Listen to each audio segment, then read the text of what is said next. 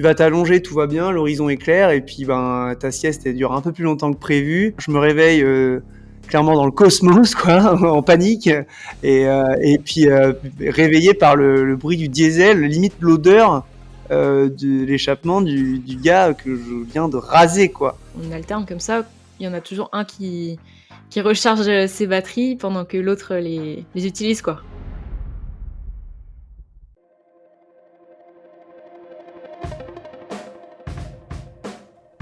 Vous écoutez Les Frappés, le podcast de celles et ceux qui se dépassent. Je suis votre hôte Loïc, ancien sportif de haut niveau en judo, coach préparateur mental et amoureux d'activités outdoor en tout genre. Ma conviction, c'est qu'on a tous un frappé au potentiel exceptionnel qui sommeille en nous. J'ai créé ce podcast pour vous faire découvrir des femmes et des hommes qui ont osé le réveiller. Mes invités sont des athlètes de tout niveau, des aventuriers professionnels, des voyageuses au long cours, des entrepreneuses ou encore des militaires, des forces spéciales. Toutes et tous partagent à mon micro des récits inspirants qui vont vous faire passer à l'action. Attention, une écoute régulière peut entraîner des changements positifs irrévocables dans vos vies. Loïs et Charlotte ont grandi bercés par le bruit des vagues de leur Bretagne natale. La mer, ils en ont d'abord fait, enfants, un terrain de jeu, de découverte et d'exploration. Aujourd'hui, c'est leur métier. Skippers professionnels, ils prennent le départ de courses au large emblématiques depuis plusieurs années. La gestion du sommeil, la phase de préparation, la communication au sein de l'équipage, autant de sujets sur lesquels ils engrangent de l'expérience pour un jour, comme tant de marins français qui ont marqué leur époque avant eux, espérer se confronter à des épreuves de légende comme le Vendée Globe. Je vous souhaite une excellente écoute, mais juste avant ça, je tiens à remercier toutes celles et ceux qui ont décidé de soutenir financièrement Les Frappés via la plateforme Tipeee. Chaque euro contribue à couvrir une partie des frais de fonctionnement du podcast et nous permet de nous rapprocher un peu plus de l'indépendance totale des Frappés. Si vous souhaitez vous aussi soutenir le podcast, rendez-vous sur Tipeee, tipeee.com, c'est Tipeee, tipeee.com/les-frappés. Le lien est en description. Merci à vous.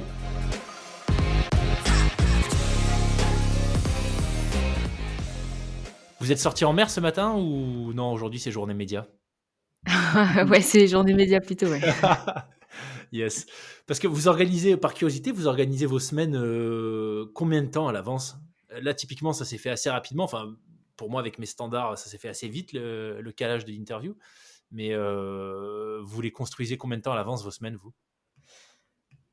Ça dépend, on a un planning, de courses déjà, de compètes qui est calé assez tôt, dans l'année et puis après on utilise ce planning-là de course qui est fixe pour intercaler dedans, des semaines d'entraînement et ou des semaines de repos ou des journées, plus, médias ou Ouais, voilà.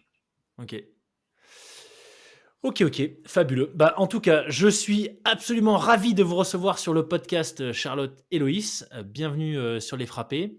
Géographiquement, vous êtes au même endroit, si j'ai bien compris. Enfin, vous n'êtes pas dans la même pièce, mais vous êtes dans le même bâtiment, c'est ça? Non, du coup, finalement, non. Ah, finalement, non. Ok. Pas très loin, pas très loin. Mais en Bretagne. Tous les 2 en Bretagne, ouais. Excellent, fabuleux. Alors, on va parler de plein de choses, mais principalement de course au large, puisque c'est ce que vous faites de cet univers que je connais assez peu, mais qui est assez fascinant. J'ai eu plusieurs invités d'ailleurs depuis le début de l'année. J'ai l'impression que je suis en train de prendre un virage course au large sur le podcast. J'ai eu Sacha Lagnès qui est venu nous parler. Alors, c'était la deuxième fois que je la recevais. Je vous donne les noms parce que je découvre aussi que le milieu de la voile, c'est un petit milieu, donc très certainement vous les avez croisés. Sacha qui est venu nous parler de sa mini transat, et j'ai eu Sam Goodchild qui est venu nous parler de tout son parcours et puis du Vendée Globe à venir. Donc je suis très content de vous recevoir pour continuer sur cette lignée de skippers et skippeuses en course au large. Peut-être qu'on peut commencer par ça. Comment est-ce que vous en êtes retrouvé à prendre le départ de grosses courses, de courses mythiques telles que celles auxquelles vous participez? C'est quoi un peu votre histoire, votre rapport à la mer et en particulier avec la course au large? Tu Oula. commences, Loïs, ou quoi? C'est Grosse question tout de suite. grosse question tout de suite. Non, en ce qui me concerne, ça s'est fait assez naturellement, enfin, si on peut dire. Mais en fait, moi, j'ai eu la chance de grandir en Bretagne, en Bretagne Sud, là, et en baie de Quiberon. Et c'est vrai que c'est un terrain de jeu qui est assez connu pour la voile de manière générale. Et puis, il y a quelques années, c'était un peu la Trinité-sur-Mer, c'était un petit peu la Mecque de la course au large. Maintenant, les projets ont plutôt migré vers l'Orient, mais quand j'étais petit, que je me promenais sur le port de la Trinité avec mon petit carlet pour pêcher les je ne sais quels poissons du port de la Trinité. En fait, on les voyait se préparer à l'époque, c'était beaucoup des multicoques, des grands multicoques de course au large, et on les voyait se préparer ou partir régater. Ça nous faisait quand même bien rêver. Et puis, moi, j'étais en plus, voilà, j'ai eu la chance d'avoir mon père qui naviguait beaucoup. Et donc, du coup, je naviguais en croisière plutôt, mais je naviguais déjà tout petit. Et donc, voilà, j'ai tiré mes premiers bords là, à Trinité-sur-Mer, dans le chenal de la Trinité. Et puis j'ai commencé la compétition petit à petit. J'étais licencié, je suis toujours licencié au yacht club de Carnac, juste de là où j'ai grandi. Et puis au fur et à mesure, j'ai fait des régates. Et puis au début, c'était plutôt dans le Morbihan. Puis après, c'était régional en Bretagne. Après, c'était championnat de France et championnat d'Europe et championnat du monde. Donc ça, c'était plutôt en voile légère, ces petits bateaux. En ce qui me concerne, c'était des petits catamarans de sport. Et puis, ça a pas trop mal marché, et j'ai commencé à faire un peu de course au large plutôt en étant mousse, quoi, en étant équipier.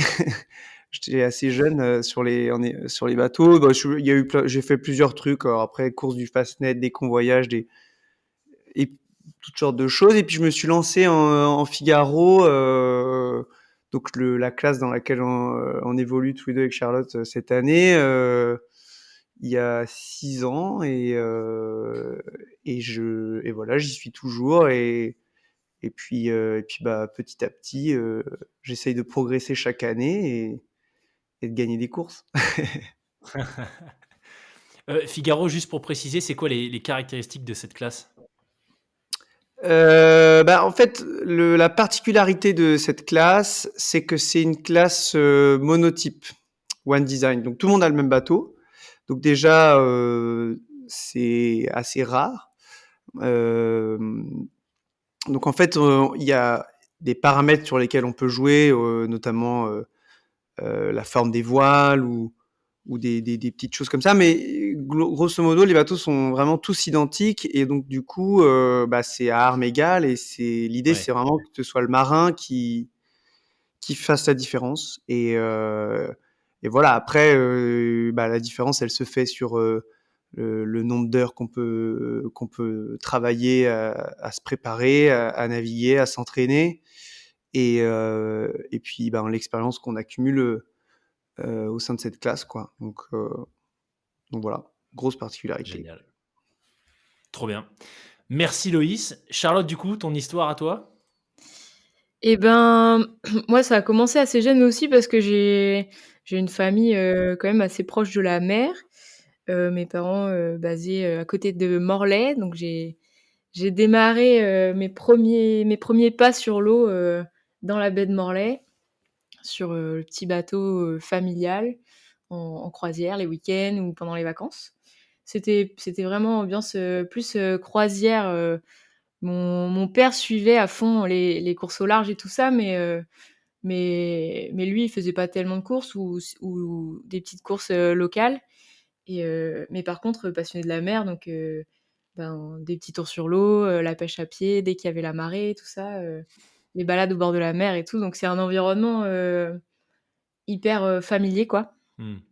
Et moi, j'ai bien accroché. J'ai demandé assez vite de m'inscrire à l'école de voile, pour pouvoir être plus souvent sur l'eau, commencer les régates.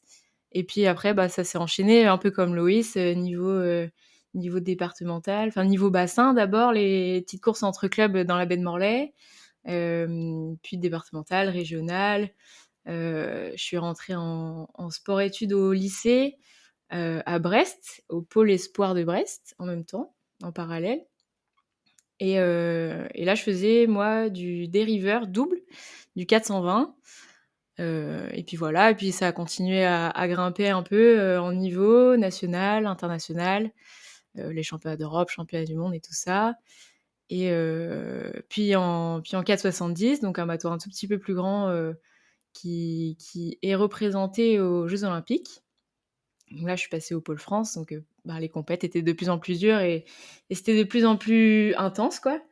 Et en parallèle de ça, dès que j'avais du temps libre, j'essayais d'aller naviguer sur d'autres bateaux parce que, plus j'étais sur l'eau et plus j'étais contente, quoi, en gros.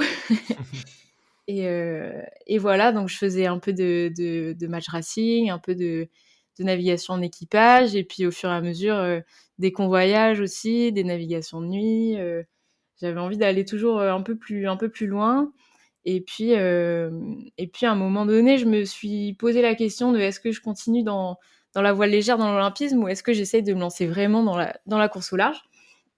Et ce qui est un peu, ingrat en olympisme, c'est qu'il y a en voile en tout cas, il y a qu'un seul, équipage par, série qui est sélectionné aux Jeux. Donc tu peux, en fait, c'est super intense, donc tu progresses énormément en tout ce qui est stratégie, tactique, technique et tout ça. Mais il y a qu'un seul équipage qui est sélectionné pour aller aux Jeux olympiques à la fin et du coup, moi, devant moi, le c'était un peu bouché, quoi. Il y avait des équipages super forts, français qui étaient là déjà depuis quelques années et puis qui avaient encore quelques années devant eux pour les Jeux et le niveau était un peu élevé et donc à ce moment-là, je me suis dit: «Bon, c'est le bon moment pour, essayer de tester autre chose et de me lancer un peu dans l'inconnu, dans la course au large et puis on verra bien, où ça me mène» et voilà. Donc je suis partie pour me présenter à toutes les sélections, possibles pour des projets de course au large et jusqu'à ce que ça fonctionne, quoi et ça fait, du coup maintenant ma 4e année sur le circuit Figaro. Génial. Alors Loïs, il me semble que toi aussi, tu as une histoire avec les jeux, non? Tu t'étais aussi dans un cursus préparation des jeux, et puis finalement, la catégorie, si je dis pas de bêtises, dans laquelle tu concourais était plus présente aux jeux. Ouais, alors oui, j'ai synthétisé rapidement parce que sinon ça peut prendre du temps. Mais en fait, moi j'étais passionné de multicoque parce que je le suis toujours d'ailleurs, mais je j'étais très, je rêvais vachement de ces grands multicoques océaniques de course au large et il y avait une vraie dynamique, en Bretagne Sud, à ce moment-là. Il y avait beaucoup de katas de sport. Donc il y a le bien connu Hobie 416, le SL 15.5 et il y avait le Tornado qui était donc un grand kata de sport qui était le support des Jeux Olympiques. Et en fait, on s'entraînait à l'ENV, à l'École nationale de voile à Quiberon, et on voyait les équipes de France sortir avec les Tornados. Et donc là, c'était les grands noms de l'époque. Alors il y avait François Morvan, Xavier Reville, Yann Guichard, enfin il y en avait plusieurs. Et nous, c'était forcément, on était dans les catégories jeunes et on voyait ça. On était, voilà, on voulait participer notre rêve, c'était de participer au jeu et d'être sur ces bateaux-là. Et en fait, le l'ISAF, enfin je sais plus quelle instance a décidé de supprimer le kata des JO. Et il y a eu une édition sans kata.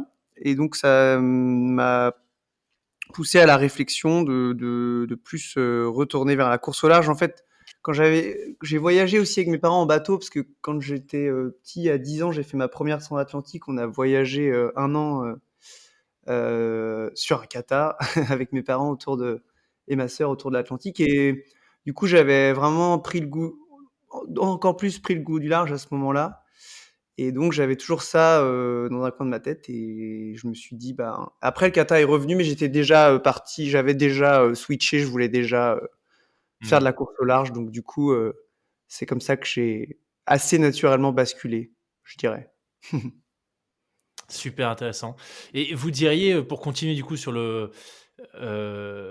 parcours, en fait, je suis curieux de savoir qu'est-ce qui vous a amené finalement là où vous en êtes aujourd'hui. Donc, j'ai bien compris que vous avez tous les deux grandi dans un environnement familial et puis aussi géographique où, oui, la mer a une place très très importante.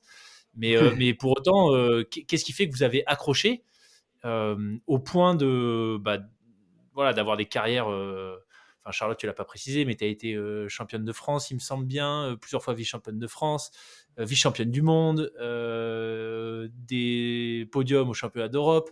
Loïs, quand on regarde ton palmarès, enfin, c'est hallucinant aussi. Donc clairement, voilà, vous êtes plus des navigateurs du dimanche. Donc qu'est-ce que vous avez trouvé dans votre pratique respective qui fait que vous avez accroché et qu'aujourd'hui votre projet pro et même votre projet de vie, c'est d'aller encore plus loin. Mm. Encore une deuxième grande question. Je n'étais pas prévu, mais j'attaque avec 2 grosses questions là. Ouais, ouais. Bah non, mais enfin, après, c'est hyper, enfin, c'est hyper large, mais le premier truc, c'est déjà la course au large. Il y a un sentiment en bateau, de manière générale, il y a une espèce de sentiment de liberté, parce que c'est le terrain de jeu est juste, enfin, quand on se représente le truc, c'est juste immense, parce que il y a, enfin, le rêve de naviguer poussé par le vent, je veux dire, à l'échelle de la planète, il y a quand même beaucoup d'océans qui recouvrent la Terre. Donc déjà, ça donne un peu ça donne un sentiment de liberté de partir naviguer au large. Et puis après, il y a la dimension compétition qui, enfin moi, ça nous anime énormément. Et du coup, le large, moi, je trouve que c'est une discipline qui permet vraiment d'allier compétition et aventure et voilà, et assouvir cette sensation de liberté quelque part, quoi. Donc je pense que c'est les principales motivations qui me poussent à me dépasser là-dedans. Aventure et compétition. Ouais. Ouais, bah, ouais, c'est clair que c'est incroyable et pas facile à décrire. En même temps, il faudrait qu'on t'embarque, une journée avec nous parce Bah que ouais, carrément. c'est quand même, c'est quand même trop chouette d'être, sur son bateau, sur la mer avec, juste l'eau autour et puis ton bateau et tes voiles pour te diriger avec, tu vas où tu veux, tu fais un peu ce que tu veux. Mais en même temps, tu maîtrises pas tout parce que tu es dépendant des éléments autour de toi. S'il y a pas de vent, tu avances pas. S'il y a du courant, tu vas pas forcément, comme tu veux. Et c'est de composer avec tous ces trucs-là que tu maîtrises pas vraiment aussi, qui est quand même hyper, satisfaisant quand tu y arrives. Ouais. Donc vous direz qu'il y a aussi une dimension un peu stimulation intellectuelle, le fait de devoir trouver des solutions, très, très rapidement avec les moyens du bord? Ouais, carrément et d'autant plus en compétition parce que tu dois trouver, des meilleures solutions que les autres, quoi, pour essayer d'arriver devant à la fin. Donc tu dois analyser la météo, faire marcher ton bateau plus vite, tous ces petits paramètres-là, et puis en plus sur nos courses, on est en double et en solitaire, mais en solitaire, tu es vraiment du coup, le seul maître de ton destin un peu, quoi. Mmh. Ouais. Oh là là, fascinant. C'est intéressant ce que tu disais, Charlotte, que c'est difficile à expliquer. Je fais souvent le parallèle avec des invités que je reçois qui viennent de l'univers de la haute montagne. Et quand ils parlent, tu vois, des émotions qu'ils vivent, de ce qu'ils ressentent quand ils sont là-haut, c'est pareil, souvent il y a un peu, tu vois, enfin, ce qu'ils évoquent, finalement, il faut le vivre, c'est compliqué à expliquer. Euh, et parce que c'est tellement riche, tellement intense, tellement le sentiment, tu vois, ce sentiment de liberté, d'évasion, d'aventure, ça revient souvent aussi. Mais bon, la haute montagne, ça me parle un peu plus. La voile, je vous avoue qu'à part quelques tours d'optimisme dans la baie de Nouméa quand on vivait en Nouvelle-Calédonie, voilà, Pas dégueu, hein. j'ai un peu plus du mal. Ouais, pas dégueu, mais bon, optimiste, quoi. Donc, Ouais, vraiment c'est de la clair. course au large. Bah, ouais, ouais, Euh, moi, c'est la haute montagne, c'est un milieu que je connais pas du tout pour le coup. Loïs pourra sûrement mieux en parler que moi, Ah, tu fais mais la je haute peux montagne, Loïs? imaginer Ouais. que ça doit ressembler un peu à ce qu'on peut vivre, en mer, ouais. Ouais. Du coup, Da- tu fais bah, la haute montagne, Loïs? Non, j'aurais pas la prétention de dire que je fais de la haute montagne, mais j'aime bien ça. En fait, j'aime bien le ski de manière générale. Et, euh, et ouais, j'aime bien. Déjà, je trouve qu'il y a quand même pas mal de similitudes entre la montagne Ouais. et la mer. Déjà, ne serait-ce que dans la manière de préparer ta journée ou ton expédition, que ce soit, enfin, ou de préparer ta météo. En montagne, la météo est très complexe, mais elle est très prépondérante dans les choix de ce que tu vas faire, enfin, de comment tu dois, la météo décide vachement de ce que tu vas faire et de ce que tu vas pouvoir faire ou pouvoir pas faire. Un peu comme en bateau quand tu prends la mer. Et puis après, bah, il y a là aussi le côté glisse, que moi j'adore la glisse de manière générale, sur l'eau, et donc forcément sur la neige, ça me plaît aussi. Et, euh, et c'est sympa de faire le parallèle entre les deux. Il y a d'ailleurs, j'ai participé cet hiver à un événement qui est organisé par Éric Loiseau, que tu dois connaître de nom peut-être, Yes. qui a fait plein de choses en bateau et qui a décidé d'orienter plus sa carrière vers la montagne. Bref, il a organisé un événement qui s'appelle Mer et Montagne, qui donc invite des marins et des professionnels de la montagne, que ce soit des alpinistes, des skieurs, enfin il y a des gens de plusieurs horizons. Et puis du coup, on a fait ça cet hiver là, et une semaine, et c'était vachement bien de rencontrer des nouvelles personnes, qui ont des objectifs aussi, qui sont vachement engagés aussi, et dans d'autres milieux, mais ouais, c'était passionnant, et j'ai trouvé qu'il y avait un vrai parallèle et Ouais. des belles inspirations. Enfin, moi, j'ai trouvé pas mal d'inspiration chez certaines personnes, et c'était bien chouette, quoi. Et il y a vraiment une connexion entre les deux, alors que pourtant, c'est deux environnements complètement différents. Ouais. Et pourtant, il y a des valeurs et ouais, des façons de fonctionner qui sont très proches.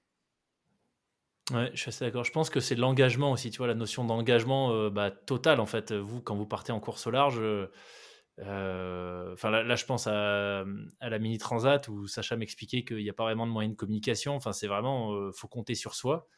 Mhm. Bah, c'est un peu comme en haute montagne, selon les situations, les endroits où tu es, bah, il y a pas de secours possible, faut se débrouiller, quoi. Donc c'est peut-être ça, cette notion d'engagement, le fait d'accepter de se mettre dans potentiellement des situations,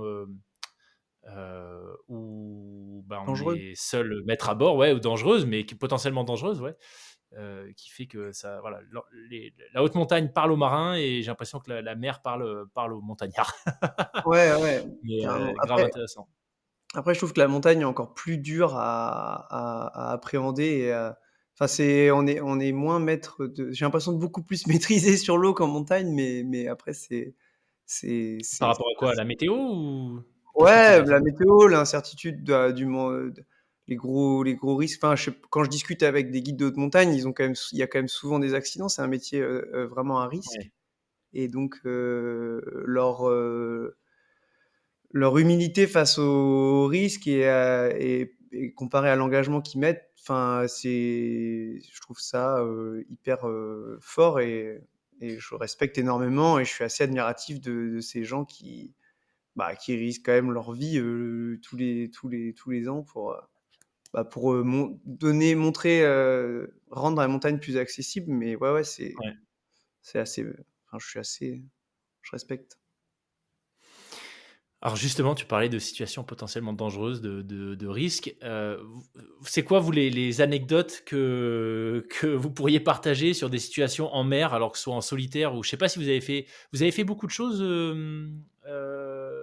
tous les 2 ensemble, ou pas encore? Parce on l'a pas précisé, mais la raison pour laquelle vous êtes 2, c'est que vous faites partie d'un, c'est quoi? C'est une sorte de programme d'accompagnement pour, les skippers, prometteurs? En gros, si je présente pas mal?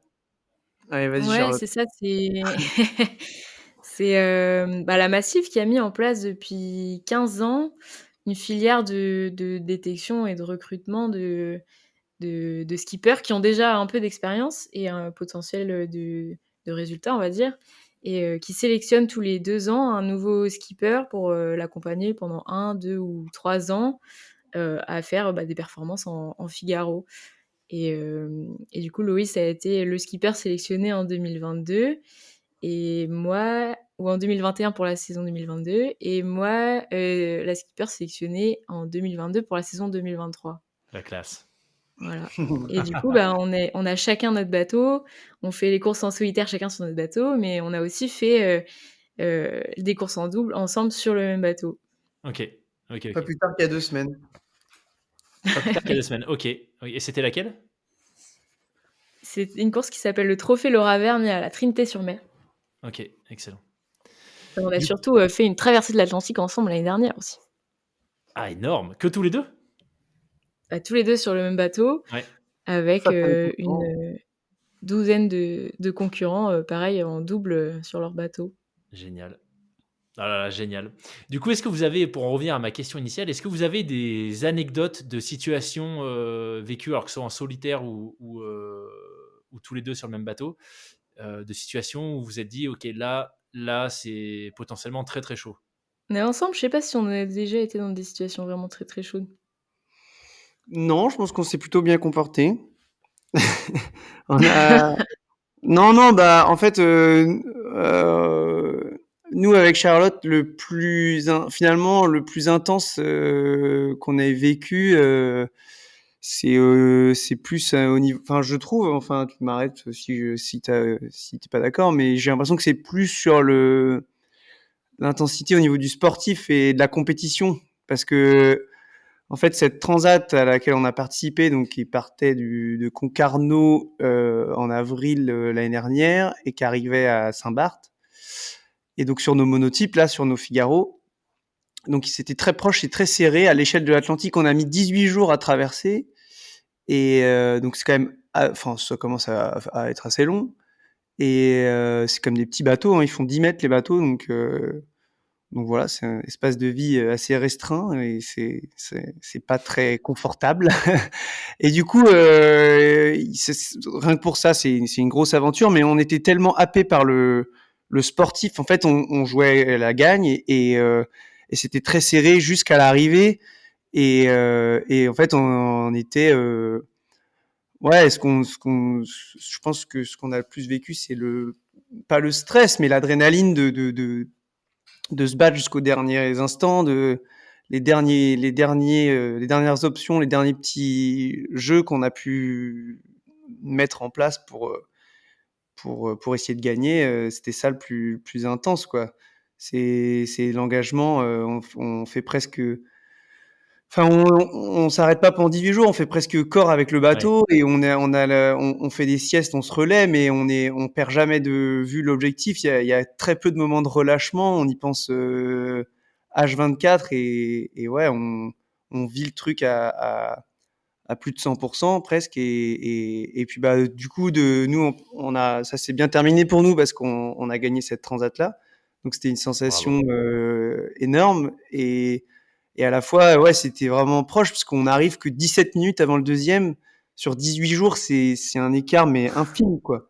Donc on était sous pression tout du long et jusqu'à la dernière nuit avant d'arriver, et moi c'est ce que je retiendrai de plus fort parce que quelque part, il y a eu des moments difficiles avec beaucoup de vent, où on aurait pu être impressionné, où on aurait peut-être dû être impressionné. Et finalement, on était tellement dans notre truc, on était tellement dans le sportif que on passe enfin, ça nous rend imperturbable, quoi. Et donc, l'entraînement et l'expérience contribuent beaucoup à ça, mais parce que j'étais pas, enfin, c'était la première sonate de Charlotte, mais moi, c'était ma huitième, je crois, ou ma neuvième. Ah oui.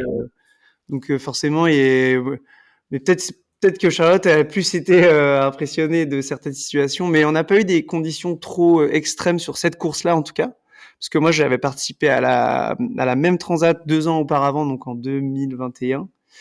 Et là, on s'était fait des belles frayeurs parce qu'on avait eu des conditions de vent très fortes, notamment proche des îles des Canaries. Il y a une accélération naturelle du vent qui est bien connue et donc où le vent frotte sur la montagne. Les îles des Canaries, c'est des îles qui sont très élevées en altitude, c'est très montagneux et ça peut, avec les différences de température entre la nuit et la journée et l'effet de frottement, il peut y avoir des vents très très violents qui s'accélèrent et qu'on n'a pas forcément anticipé autant, qui sont pas forcément bien modélisés sur les modèles météo. Et là, on peut se faire surprendre et on s'est fait surprendre d'ailleurs en 2021.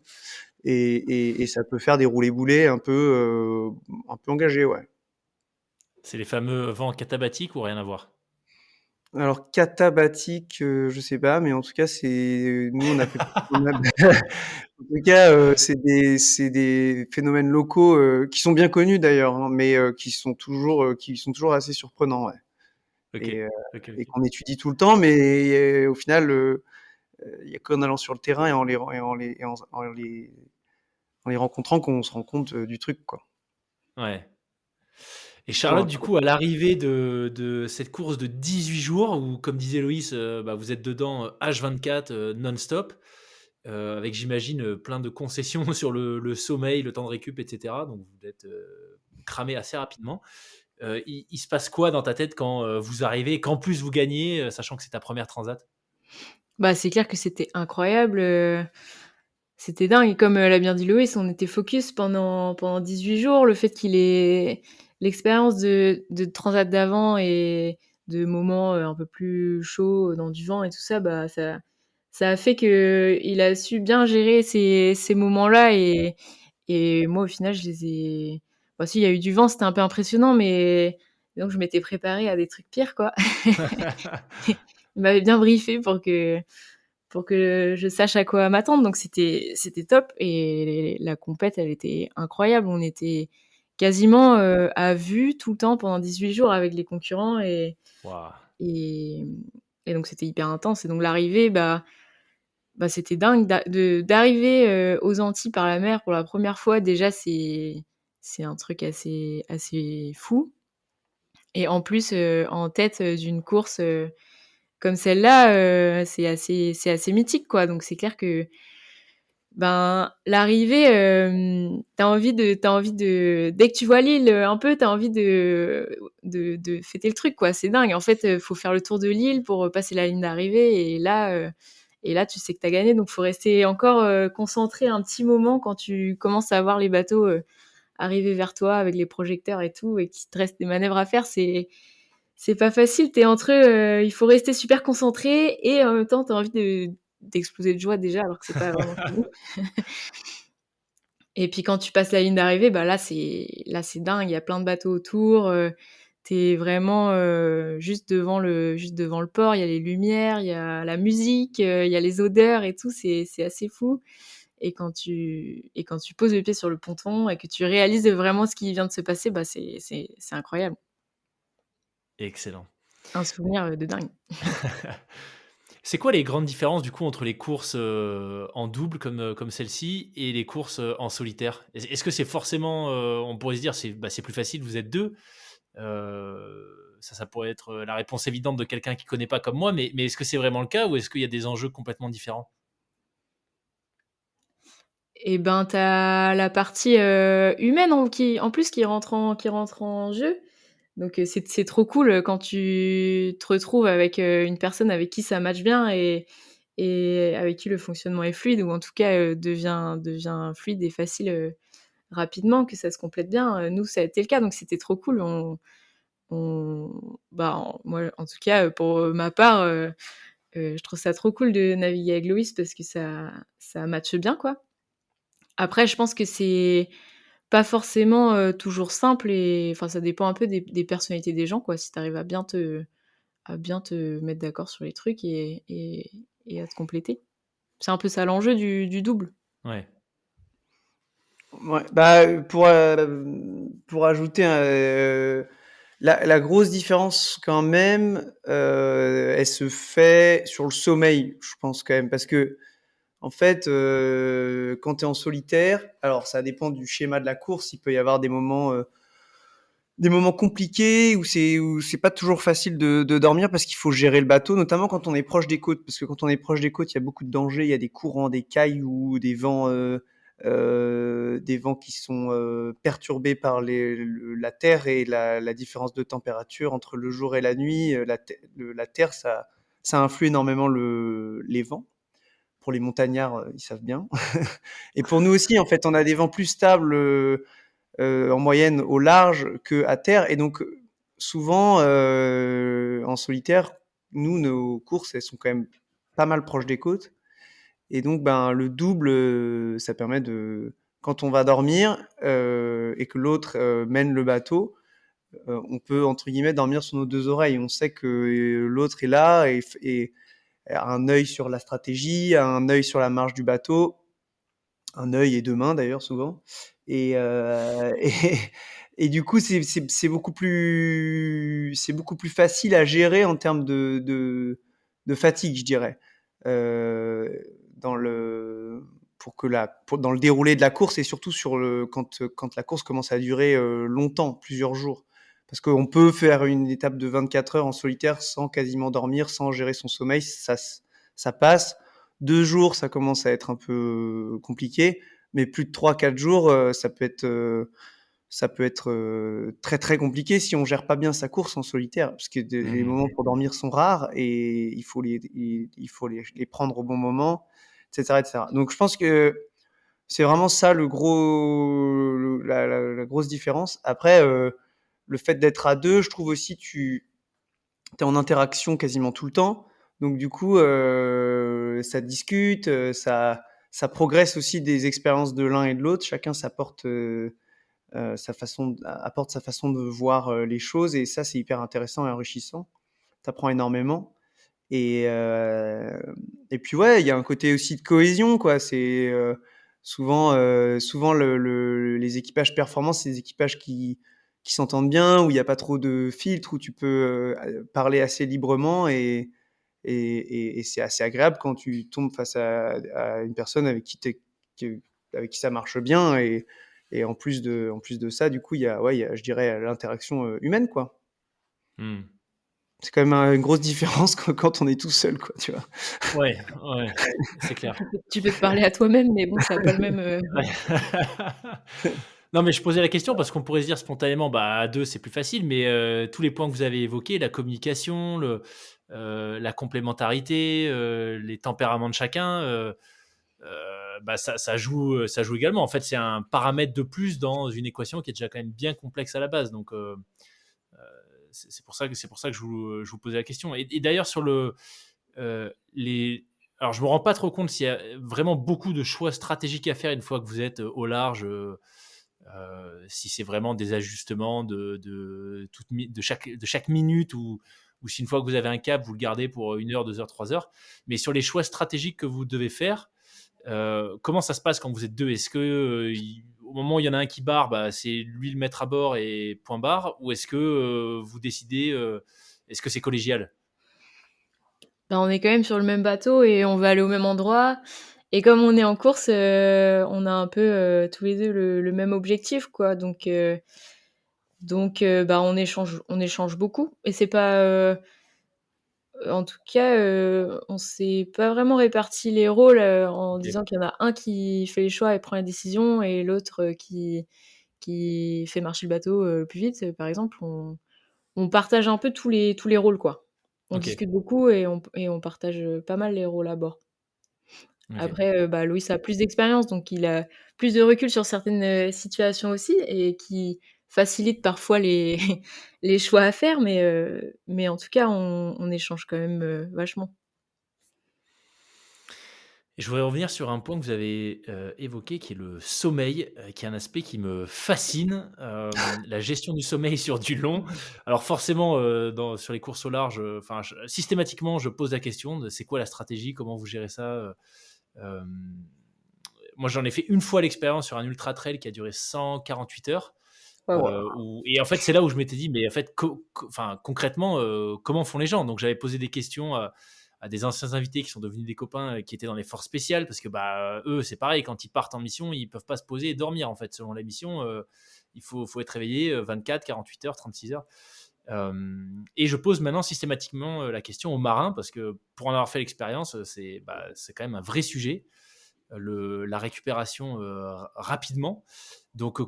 comment est-ce que vous vous organisez, surtout quand c'est sur 18 jours? Est-ce que vous essayez de vous en tenir à une routine?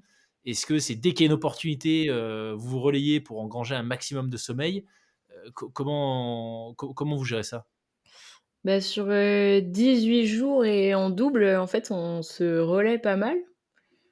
Il y en a toujours un qui est dehors, qui gère le bateau et tout ça et un autre qui a du temps pour se reposer et puis après cette alternance-là, ça dépend, il y en a qui l'affichent vraiment à des horaires, pour respecter 1 heure et demie ou 3 heures, 3 heures, Ouais, ou d'autres qui la rendent plus flexible, en fonction des conditions, en fonction de plein de paramètres, mais globalement, ouais, on alterne comme ça. Il y en a toujours un qui recharge ses batteries pendant que l'autre les utilisent, quoi, en gros. Donc vous arrivez, est-ce que vous arrivez dans des états de fatigue équivalents à ceux que vous pouvez connaître sur des courses en solitaire? Ou l'objectif, c'est justement de jamais vous mettre dans le rouge, du genre avoir des hallucinations ou ce genre de choses? Ah ouais, Ouais, non, normalement, je pense à que en double, on n'est pas obligé d'en arriver jusque-là, normalement. OK. ouais. Qu'on aurait mal géré. Non, c'est pas la même fatigue, je dirais. Bah, déjà, l'effort est quand même beaucoup plus long parce que nous, nos étapes qu'on fait en solitaire, elles durent 4 jours, allez, 5 maximal. En tout cas, sur ce bateau-là, sur ce circuit-là. Évidemment, quand on s'engage sur des courses comme le Vendée Globe, là, c'est complètement différent. Mais du coup, nous, il y a quand même une grosse différence de gestion de la course entre une transatlantique qui dure 18 jours en double et une étape du Figaro qui dure 4 jours en solitaire. Parce que et ouais, et c'est pas la même fatigue en fait. On dort beaucoup plus sur une transat par le fait qu'on est deux et que ça dure 18 jours. Donc si on se met sur le même rythme de sommeil qu'on a pour une étape de 4 jours, on tiendrait pas 18 jours dans tous les cas. Donc Ouais, t'es obligé de cumuler. Au final, on arrive à presque dormir quand on est dans, on va dire, une situation à peu près stable. En moyenne, je pense qu'on est pas loin de faire nos 6 heures par jour et par personne de ah ouais, sommeil. OK. Alors elles sont alternées bien sûr, parce que ça va être des siestes de 2 heures tous les 2 heures et demie ou 3 heures, mais on arrive à pas, on prend évidemment une dette de sommeil, mais qui est pas aussi énorme que quand ben on a dormi, j'en sais rien, 5 heures en 4 jours quoi. Là, c'est pas pareil quoi. Et puis comme je te Ouais, disais tout à l'heure, en fait, en double, tu te reposes sur tes deux oreilles. En fait, la grosse différence entre un mec qui fait un ultra trail, enfin j'ai jamais fait d'ultra trail, hein, mais j'imagine, c'est que quand il s'arrête, son temps pour faire une sieste par exemple, j'en sais rien, et son temps est stoppé. Parce que nous, c'est pas tout à fait pareil. On a le bateau qui nous porte. Enfin, je veux dire, on dirige le bateau, mais quand on a un pilote automatique. Et si la situation est stable, on peut faire des siestes et le but c'est de perdre le moins de temps possible. Alors évidemment, mmh, on est moins performant à dormir à l'intérieur qu'à régler le bateau sur le pont. Mais c'est pas un temps mort, c'est juste il faut apprendre à le faire au bon moment pour que ça nous fasse perdre le moins possible. C'est ça en fait tout le jeu du truc et c'est ça qui est passionnant aussi. C'est pas euh, c'est pas parce qu'on va dormir que on va être moins bon. Au contraire, si t'es pas lucide sur une situation complexe parce que t'as pas assez dormi, tu peux louper le train, louper une option qui sera cruciale. Alors que bon ben j'imagine qu'en trail quand tu vas dormir bon ben le temps s'arrête quoi. Tes jambes elles courent pas toutes seules. Donc ouais, voilà, c'est ça, ouais. du coup c'est un vrai jeu il y a un vrai plan stratégique sur le sommeil aussi quoi. Ça c'est clair et net.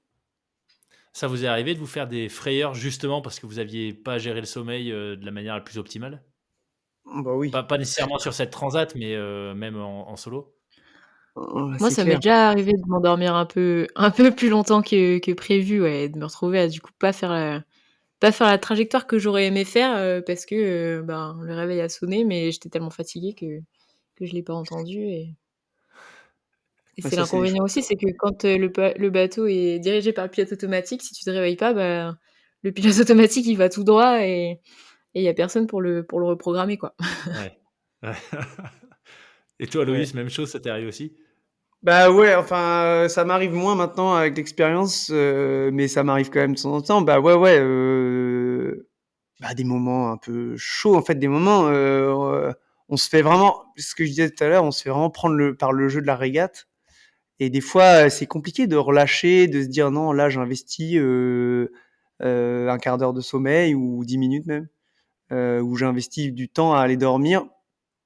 Et on peut vite, surtout quand tu commences et que tu n'as jamais trop fait, tu peux vite te faire prendre par le jeu de la régate et arriver dans des états de fatigue assez importants. Et moi, ça m'est déjà arrivé. Par exemple, tu vois, on n'est pas, bah, il y a les cailloux, tout ça, les tempêtes, mais il y a aussi, on n'est pas les seuls en mer. Il y a des cargos, il y a des pêcheurs, il y a d'autres concurrents, il y a d'autres voiliers.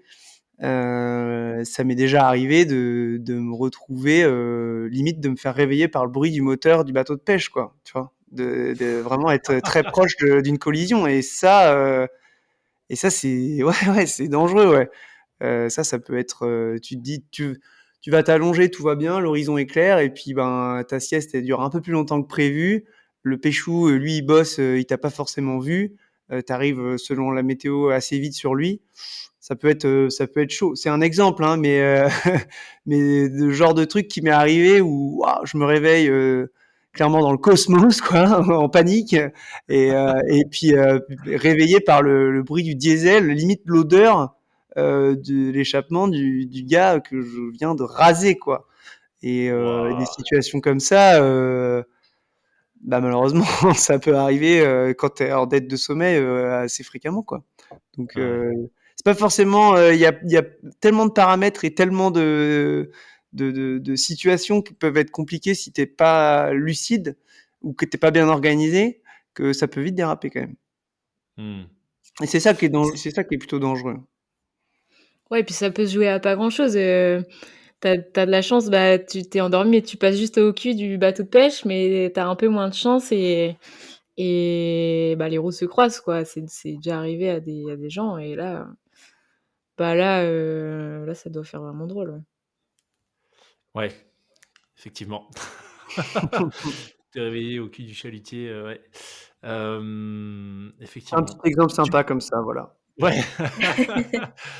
Hem, c'est possible d'être, du coup, pareil, c'est une question que je pose régulièrement parce que plus je rencontre des skippers comme vous, plus j'ai l'impression que, heu, c'est compliqué aujourd'hui avec la technicité des bateaux, la performance,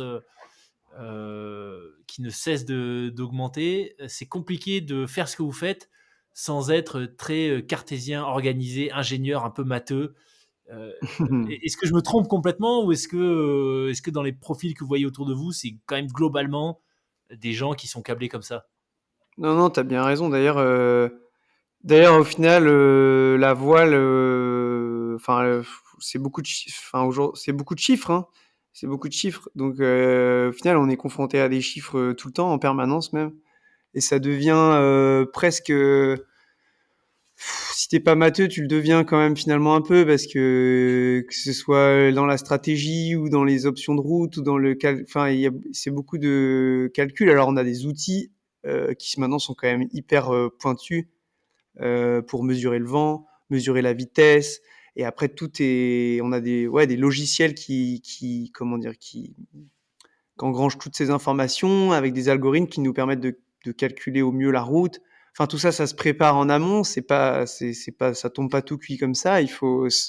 Mais dans la réflexion et dans la préparation, ouais, faut être un petit peu geek quand même. Sinon, ça devient compliqué aujourd'hui avec les moyens qu'on a.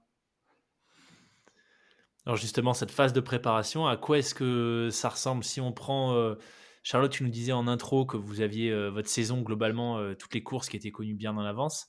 Alors j'ai pas les dates, on m'avait envoyé, les équipes Skipper Massif, ils m'avaient envoyé un calendrier de 2023, donc j'ai pas celle de 2024, mais j'ai cru comprendre qu'il y a une course, là très bientôt qui arrive, si je me trompe pas pour tous les 2. Ouais, carrément, c'est la solo Maître Coq qui se court, au départ des Sables d'Olonne dans 3 semaines là, 2 semaines, OK, fin avril, toute fin avril. OK. Donc typiquement, si on prend cette course, comment la phase de préparation classique, on va dire, même si j'imagine que selon les paramètres de la course, si vous êtes en solitaire, en double, etc., ça varie, mais globalement, c'est quoi les grandes étapes? Comment est-ce qu'on se prépare à votre niveau à une course comme celle-ci? Et ben, ce qu'on peut faire déjà, maintenant, c'est préparer techniquement le bateau, le matériel. C'est le truc qu'on peut faire le plus en avance parce que quasiment tout le reste, après, ça va dépendre beaucoup de la météo.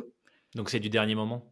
Et du coup, ben, ouais, c'est un peu du dernier moment parce que la météo, ben, à 3 semaines là, elle est pas du tout calée et même une semaine à l'avance, c'est pas, super, super, fiable donc ça, on le prépare, ouais, les quelques jours avant le jour du départ, quoi.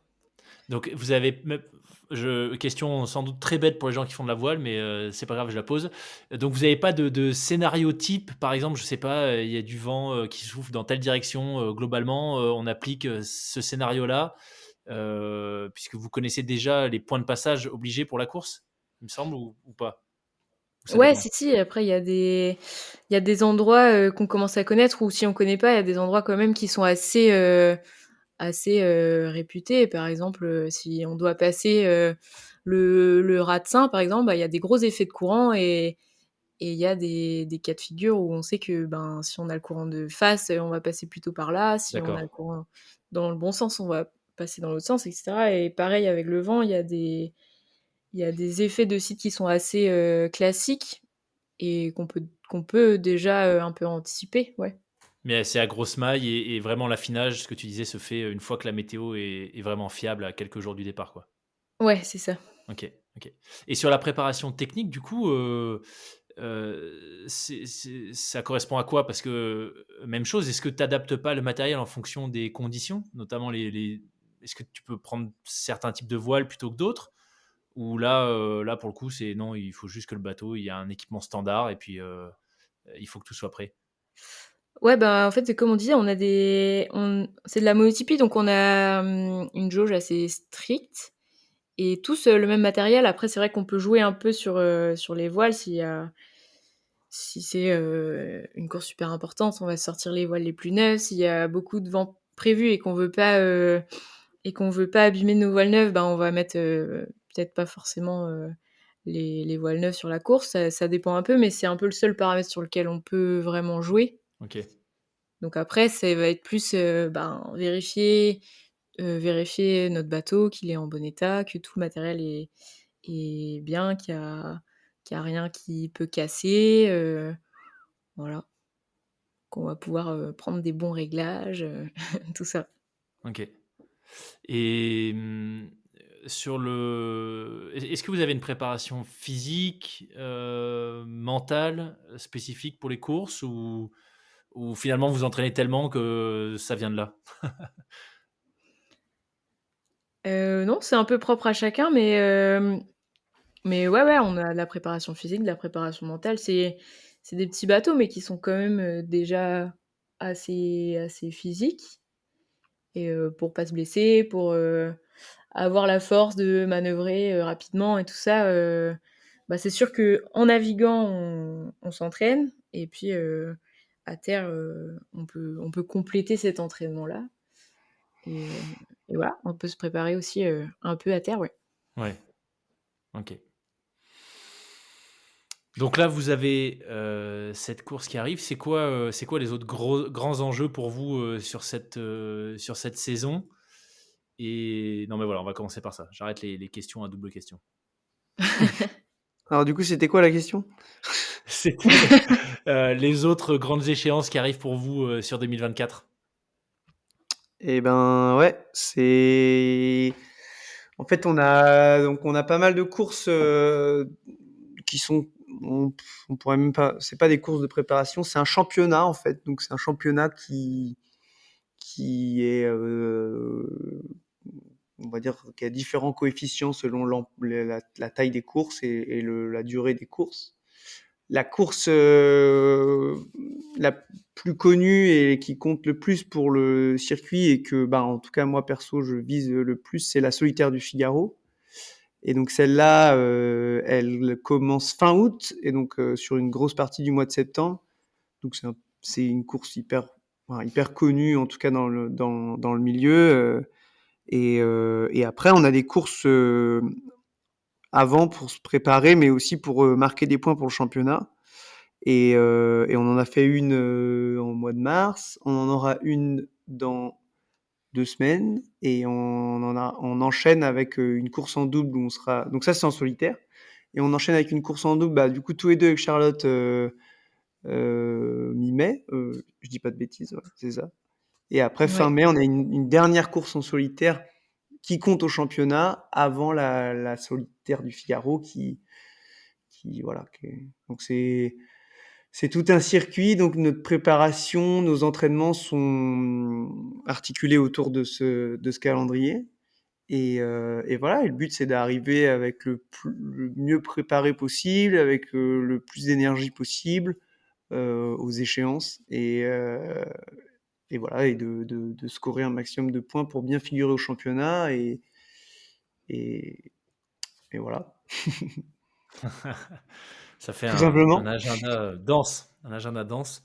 Ouais, quand même. Et pour conclure, quand j'échangeais avec Sam Goodchild, il m'expliquait que tous ces choix en fait qu'il avait fait de parcours, d'épreuves, de changements de type de bateau sur lesquels il navigue, et cetera, tout ça avait été fait, dans l'objectif un jour de prendre le départ du Vendée Globe. Donc c'était vraiment la course, qui voulait tout dire pour lui. Ouais. Est-ce que vous, il y a une course comme ça, qui vous fait rêver, que vous avez en ligne de mire et dont vous espérez un jour prendre le départ? Bah ouais, carrément, carrément. Je pense que, enfin moi, en ce qui me concerne, il y en a deux. Donc, enfin, il y en a plus que deux, mais bon, il y en a quand même deux qui m'ont quand même fait rêver depuis que je suis tout gamin, donc ça fait quand même un moment. Mais bah, qui sont des courses en solitaire. Donc, bah, il y a le Vendée Globe évidemment, parce que bah, quand on se lance en solitaire à faire ce qu'on fait en Figaro, là, on passe notre temps tout seul à régater sur notre bateau. Et forcément, bah, on pense au Vendée Globe. C'est un peu la course en solitaire ultime, quoi, parce que c'est le tour de la planète en solitaire, en course. Enfin, c'est presque ouais, enfin, c'est l'épreuve la plus, peut-être la plus, enfin, en tout cas, la plus connue et la plus ultime en solitaire.